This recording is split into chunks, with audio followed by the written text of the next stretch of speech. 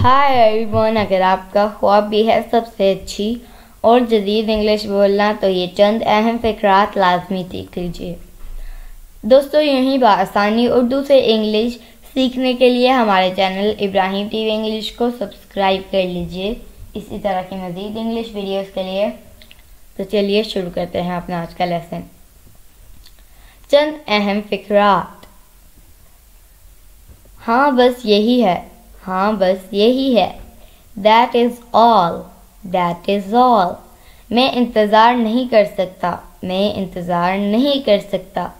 I cannot wait, I cannot wait। मेरे साथ बहस मत करो, मेरे साथ बहस मत करो। Don't argue with me। argue का मतलब होता है बहस। Don't argue with me, don't argue with me। मेरे सब्र का इम्तिहान मत लो, मेरे सब्र का इम्तिहान मत लो। Don't try my patience. Patience का मतलब होता है सब्र। Don't try my patience. वो घर पर नहीं है, वो घर पर नहीं है।